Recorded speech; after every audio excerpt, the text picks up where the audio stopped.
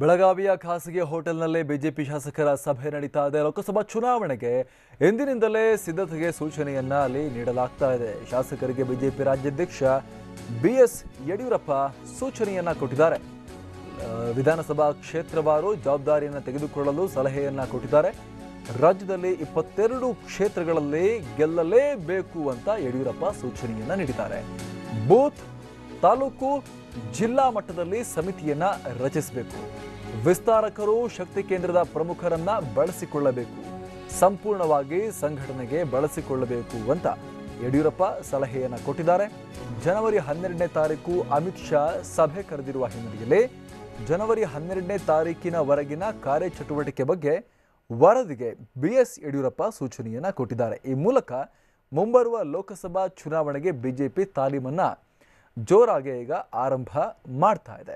ಅದರ ಭಾಗವಾಗಿ ಎಲ್ಲ ಶಾಸಕರುಗಳನ್ನ ಇವತ್ತು ಮೀಟಿಂಗ್ ಕರೆದಿದ್ದಂಥ ಯಡಿಯೂರಪ್ಪನವರು ಸಲಹೆ ಸೂಚನೆಗಳನ್ನು ಕೊಟ್ಟಿದ್ದಾರೆ. ಯಾವ ರೀತಿ ಪಕ್ಷ ಸಂಘಟನೆ ಮಾಡಬೇಕು ಅನ್ನೋದಕ್ಕೆ ಸಂಬಂಧಪಟ್ಟ ಹಾಗೆ ಪಕ್ಷದ ಶಾಸಕರಿಗೆ ಒಂದಷ್ಟು ಸೂಚನೆಗಳನ್ನ, ಒಂದಷ್ಟು ಸಲಹೆಗಳನ್ನ ನೀಡಿದ್ದಾರೆ.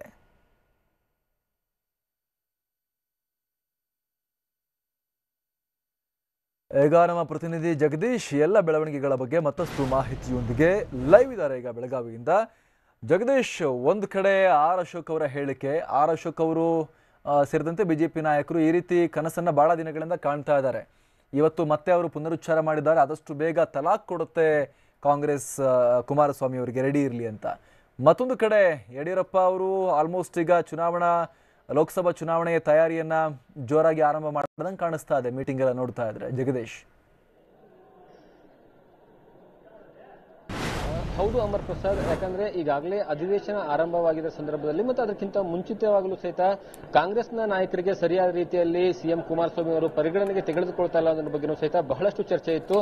ಅದರ ಜೊತೆಗೆ ಕಾಂಗ್ರೆಸ್ನ ಶಾಸಕರ ಒಂದು ಕ್ಷೇತ್ರಗಳಿಗೂ ಸಹಿತ ಸರಿಯಾದ ರೀತಿಯಲ್ಲಿ ಅನುದಾನವನ್ನು ಸಹಿತ ಕೊಡ್ತಾ ಇಲ್ಲ ಅನ್ನೋದ್ರ ಬಗ್ಗೆನೂ ಸಹಿತ ಬಹಳಷ್ಟು ಆರೋಪಗಳು ಕಾಂಗ್ರೆಸ್ ನಾಯಕರು ಸ್ವತಃ ಮಾಜಿ ಸಿಎಂ ಸಿದ್ದರಾಮಯ್ಯ ಅವರ ಹತ್ರ ಹೋಗ್ಬಿಟ್ಟು ಮಾಡ್ಕೊಂಡಿದ್ರು. ಅದರ ಜೊತೆಗೆ ತಮ್ಮ ಅಳಲನ್ನು ಸಹಿತ ಹೇಳ್ಕೊಂಡಿದ್ರು. ಯಾಕಂದ್ರೆ ಈ ರೀತಿ ಆದ್ರೆ ಮುಂದಿನ ದಿನಗಳಲ್ಲಿ ನಾವು ಪಕ್ಷ ಸಂಘಟನೆಗೆ ಬಹಳಷ್ಟು ತೊಂದರೆ ಆಗುತ್ತೆ. ಅದರಲ್ಲೂ ಸಹಿತ ಸಮ್ಮಿಶ್ರ ಸರ್ಕಾರ ಇರತಕ್ಕಂತಹ ಸಂದರ್ಭದಲ್ಲಿಯೇ ಕಾಂಗ್ರೆಸ್ ಶಾಸಕರ ಒಂದು ಕ್ಷೇತ್ರದಲ್ಲಿ ಅಭಿವೃದ್ಧಿ ಕುಂಠಿತವಾದ್ರೆ ನಮಗೆ ಬಹಳಷ್ಟು ಜನ ಪ್ರಶ್ನೆ ಮಾಡುವಂತಹವರು ಇರ್ತಾರೆ. ಅದರ ಜೊತೆಗೆ ಕ್ಷೇತ್ರದ ಜನರ ಮುಂದ್ಗಡೆ ಹೋಗಿ ನಾವು ಯಾವ ರೀತಿಯಾಗಿ ಮುಖವನ್ನು ತೋರಿಸಬೇಕು ಅನ್ನೋದ್ರ ಬಗ್ಗೆನೂ ಸಹಿತ ಕಾಂಗ್ರೆಸ್ ಶಾಸಕರು ಸಿದ್ದರಾಮಯ್ಯನವರ ಹತ್ರ ಹೇಳಿಕೊಂಡಿದ್ರು.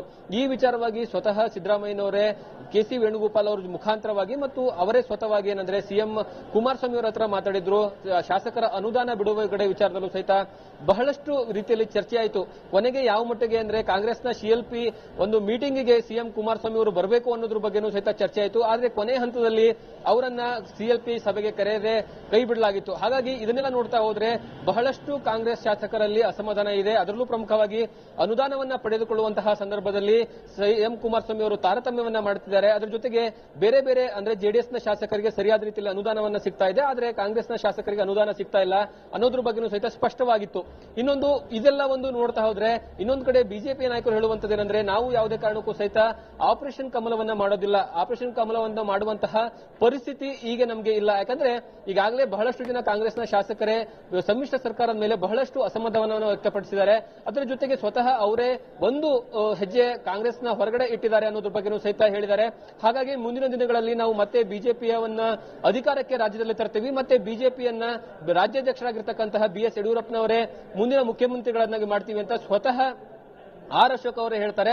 ಅದು ಇಷ್ಟೆಲ್ಲ ಒಂದು ಕಡೆ ಆದ್ರೆ ಒಂದು ಕಡೆ ರಾಜ್ಯದಲ್ಲಿ ಸರ್ಕಾರವನ್ನ ಹಿಡಿಲೇಬೇಕು ಅಂತ ಎಲ್ಲಾ ರೀತಿಯ ಸಿದ್ಧತೆಗಳನ್ನ ಬಿಜೆಪಿ ನಾಯಕರು ಮಾಡ್ತಿದ್ದಾರೆ ಮತ್ತು ಹೇಳಿಕೆಗಳನ್ನ ಕೊಡ್ತಿದ್ದಾರೆ. ಇನ್ನೊಂದು ಕಡೆ ಈಗಾಗಲೇ ಮುಂದಿನ ಲೋಕಸಭಾ ಚುನಾವಣೆಗೂ ಸಹಿತ ಬಿಎಸ್ ಯಡಿಯೂರಪ್ಪನವರು ಎಲ್ಲಾ ರೀತಿಯ ಸಿದ್ಧತೆಗಳನ್ನ ಮಾಡಿಕೊಂಡಿರುವಂತದ್ದು. ಯಾಕಂದ್ರೆ ಈಗಾಗಲೇ ಇರುವಂತಹ 28 ಲೋಕಸಭಾ ಕ್ಷೇತ್ರಗಳ ಪೈಕಿ 22ರಲ್ಲಿ ಶತಾಯಗತಾಯ ಗೆಲ್ಲಲೇಬೇಕು ಅನ್ನೋದ್ರ ಬಗ್ಗೆನೂ ಸಹಿತ ಹೈಕಮಾಂಡ್ ನಾಯಕರಿಂದ ಸೂಚನೆ ಬಂದಿರೋ ಹಿನ್ನೆಲೆಯಲ್ಲಿ ಈಗಾಗಲೇ ಬಿಎಸ್ ಯಡಿಯೂರಪ್ಪನವರು ಕ್ಷೇತ್ರವಾರು ಇರುವಂತಹ ನಾಯಕರಲ್ಲಿ ಪ್ರಮುಖವಾಗಿರ್ತಕ್ಕಂತಹ ನಾಯಕರ ಜೊತೆ ಸಭೆಯನ್ನ ಮಾಡಿದ್ದಾರೆ. ಆ ಸಭೆಯಲ್ಲಿ ಹೇಳಿರುವಂತದ್ದೇನೆಂದ್ರೆ ಕೇವಲ ನಾಯಕರು ಮಾತ್ರ ಹೋಗುವಂತದ್ದಲ್ಲ, ನಾಯಕರ ಜೊತೆಗೆ ಕಾರ್ಯಕರ್ತರು ಸಹಿತ ಸಂಘಟನೆಯಲ್ಲಿ ತೊಡಕೊಳ್ಳಬೇಕು. ಅದರಲ್ಲಿ ಪ್ರಮುಖವಾಗಿ ಬೂತ್ ಮಟ್ಟದ ಕಾರ್ಯಕರ್ತರು ಸಹಿತ ಇದರಲ್ಲಿ ಹೆಚ್ಚಿನ ರೀತಿಯಲ್ಲಿ ಭಾಗಿಯಾಗಬೇಕು. 2018ರ ಒಂದು ವಿಧಾನಸಭಾ ಚುನಾವಣೆ ಸಂದರ್ಭದಲ್ಲಿ ನಮಗೆ ಅತಿ ಹೆಚ್ಚು ಮತಗಳು ಬಂದಿದೆ. ಅದರ ಜೊತೆಗೆ ನಾವು 104 ಕ್ಷೇತ್ರಗಳನ್ನ ಗೆಲ್ಲುವಂತಲೂ ಸಹಿತ ಸಕ್ಸಸ್ ಆಗಿದ್ವಿ. ಇದೇ ಒಂದು ಎಫರ್ಟ್ ಅನ್ನ, ಇದೇ ಒಂದು ಹೆಚ್ಚಿನ ರೀತಿಯಿಂದ ಪರಿಶ್ರಮವನ್ನ ಬೂತ್ ಮಟ್ಟದ ಕಾರ್ಯಕರ್ತರು ಮತ್ತೆ ಅಲ್ಲಿನ ಸ್ಥಳೀಯ ನಾಯಕರು ಮಾಡಿದ್ದೇ ಆದ್ರೆ ನಾವು 22 ಕ್ಷೇತ್ರಗಳ ಗೆಲ್ಲುವಂತದ್ರಲ್ಲಿ ಯಾವುದೇ ರೀತಿಯ ಅನುಮಾನಗಳಿರೋದಿಲ್ಲ ಅನ್ನೋದ್ರ ಬಗ್ಗೆನೂ ಸಹಿತ ಸ್ಪಷ್ಟವಾಗಿ ಹೇಳಿರುವಂತದ್ದು. ಅದರ ಜೊತೆಗೆ ಹೆಚ್ಚಿನ ಒಂದು ಕಾರ್ಯರೂಪಕ್ಕೆ ಸಹಿತ ಬರಬೇಕು. ಯಾಕಂದ್ರೆ ಈಗಾಗಲೇ ಸರ್ಕಾರ ರಚನೆಯಾಗಿ 7 ರಿಂದ 8 ತಿಂಗಳಾಗಿದೆ ರಾಜ್ಯದಲ್ಲಿ. ಅಷ್ಟಾದ್ರೂ ಸಹಿತ ರೈತರ ಸಾಲ ಮನ್ನಾ ವಿಚಾರವನ್ನ ಯಾವುದೇ ಕಾರಣಕ್ಕೂ ಸಹಿತ ಯಾವೊಬ್ಬ ರೈತರಿಗೂ ಸಹಿತ ತಲುಪಿಲ್ಲ. ಅದರ ಜೊತೆಗೆ ಯಾವುದೇ ರೀತಿಯ ಬಹಳ ಪ್ರಬುದ್ಧವಾದಂತಹ ಯೋಜನೆಗಳಾಗಿರ್ಬೋದು ಅಥವಾ ಪ್ರಚಲಿತವಾದಂತಹ ಯೋಜನೆಗಳು ಜನರಿಗೆ ತಲುಪಿಲ್ಲ. ಯಾವುದೇ ಯೋಜನೆಗಳು ಸಹಿತ ಸರಿಯಾದ ರೀತಿಯಲ್ಲಿ ಅನುಷ್ಠಾನಗೊಳ್ಳೋದ್ರ ಜೊತೆಗೆ ಏನಂತಂದ್ರೆ ಸರಿಯಾದ ರೀತಿಯಲ್ಲಿ ಅದ್ರ ಬಗ್ಗೆ ಮಾಹಿತಿನೇ ಇಲ್ಲ. ಇಂಥದ್ರ ಬಗ್ಗೆ ಎಲ್ಲ ಸ್ಪಷ್ಟವಾಗಿ ರಾಜ್ಯದ ಜನರ ಮುಂದ್ಗಡೆ ಹೋಗಬೇಕು, ಮತದಾರರ ಮುಂದ್ಗಡೆ ಹೋಗಬೇಕು.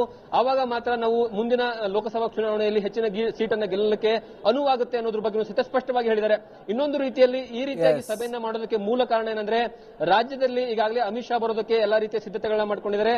ಅವರು ಹೋಗೋಕ್ಕಿಂತ ಮುಂಚೆ ಅಂದ್ರೆ ಅಮಿತ್ ಶಾ ಮುಂದೆ BS ಯಡಿಯೂರಪ್ಪನವರು ಹೋಗೋಕ್ಕಿಂತ ಮುಂಚಿತವಾಗಿ ಯಾವ ರೀತಿಯಾಗಿ ಗ್ರೌಂಡ್ ಲೆವೆಲ್ ಅಲ್ಲಿ ವರ್ಕ್ ಆಗಿದೆ, ಯಾವ ರೀತಿಯಾಗಿ ಬೂತ್ ಕಾರ್ಯಕರ್ತರಲ್ಲಿ ಮತ್ತು ಸ್ಥಳೀಯ ನಾಯಕರಲ್ಲಿ ಈಗಾಗಲೇ ಏನಂದ್ರೆ ಸಭೆಗಳನ್ನ ಮಾಡಿ ಮಾಹಿತಿಯನ್ನ ರವಾನೆ ಮಾಡಲಾಗಿದೆ ಅನ್ನೋದ್ರ ಬಗ್ಗೆ ಸಹಿತ ಸಂಪೂರ್ಣವಾದಂತಹ ವರದಿಯನ್ನ ಅಮಿತ್ ಶಾ ಅವರಿಗೆ ನೀಡಬೇಕಾಗುತ್ತೆ. ಒಂದು ಕಡೆ ರಾಜ್ಯದ ನಾಯಕರು ಅಮಿತ್ ಶಾ ಜೊತೆ ಮಾತಾಡಬೇಕಾದ್ರೆ ಎಲ್ಲಾ ರೀತಿಯ ಸಿದ್ಧತೆಗಳನ್ನ ಮಾಡ್ಕೊಂತಿದ್ರೆ, ಅದೇ ರೀತಿಯಾಗಿ ರಾಜ್ಯದಲ್ಲಿ ಯಾವ ರೀತಿಯಾಗಿ ಲೋಕಸಭಾ ಚುನಾವಣೆಗೆ ರಾಜ್ಯದ ನಾಯಕರು ಸಿದ್ಧತೆಗಳನ್ನ ಮಾಡ್ಕೊಳ್ತಿದ್ದಾರೆ ಅನ್ನೋದ್ರ ಬಗ್ಗೆನೂ ಸಹಿತ ಅಮಿತ್ ಶಾ ಅವರು ಈಗಾಗಲೇ ತಮ್ಮ ಬಳಗದ ಮುಖಾಂತರವಾಗಿ ಮಾಹಿತಿಯನ್ನು ಕಲೆ ಹಾಕೊಳ್ತಾರೆ ಹಿನ್ನೆಲೆಯಲ್ಲಿ ಬಹಳಷ್ಟು ರಾಜಕೀಯವಾಗಿ ಏನಂತಂದ್ರೆ ಬಿಜೆಪಿಯನ್ನು ನೆಲೆಯೂರೋದಕ್ಕೆ ಎಲ್ಲಾ ರೀತಿಯ ಶ್ರಮವನ್ನ ಬಿಜೆಪಿ ನಾಯಕರು ಪಡ್ತಿದ್ದಾರೆ. ಒಂದು ಕಡೆ ಲೋಕಸಭಾ ಚುನಾವಣೆಯನ್ನ ಗಣನೆಗೆ ತೆಗೆದುಕೊಳ್ಬೇಕು, ಇನ್ನೊಂದು ಕಡೆ ರಾಜ್ಯದಲ್ಲಿ ಶತಾಯ ಗತಾಯ ಬಿಜೆಪಿ ಮತ್ತೆ ಅಧಿಕಾರಕ್ಕೆ ಹಿಡಿಬೇಕು, ಸಮ್ಮಿಶ್ರ ಸರ್ಕಾರವನ್ನ ಮತ್ತೆ ಏನಂದ್ರೆ ವಿರೋಧ ಪಕ್ಷದಲ್ಲಿ ಕೂರಿಸುವಂತಹ ಕೆಲಸಕ್ಕೆ ನಾವೆಲ್ಲ ಮುಂದಾಗಬೇಕು ಅಂತ BS ಯಡಿಯೂರಪ್ಪನವರು ಹೇಳಿದ್ದಾರೆ. ಅದರ ಜೊತೆಗೆ ಶಾಸಕರಿಗೆ ಒಂದು ಏನಂದ್ರೆ ಭರವಸೆ ಕೊಟ್ಟಿರುವಂತದ್ದು ಏನಂದ್ರೆ ಬಿಜೆಪಿಯ ಶಾಸಕರಿಗೆ ನೀವು ಯಾವುದೇ ಕಾರಣಕ್ಕೂ ಸಹಿತ ತಲೆ ಕೆಡಿಸಿಕೊಳ್ಳುವಂತಹ ಅವಶ್ಯಕತೆ ಇಲ್ಲ. ಮುಂದಿನ ದಿನಗಳಲ್ಲಿ ಈ ಒಂದು ಅಧಿವೇಶನ ಮುಗಿದ ತಕ್ಷಣ ನಾವು ಶತಾಯಗತ ಹಿಡಿತೀವಿ. ಯಾಕಂದ್ರೆ ನಾವು ಆಪರೇಷನ್ ಕಮಲ ಮಾಡುವಂತಹ ಅವಶ್ಯಕತೆ ಇಲ್ಲ.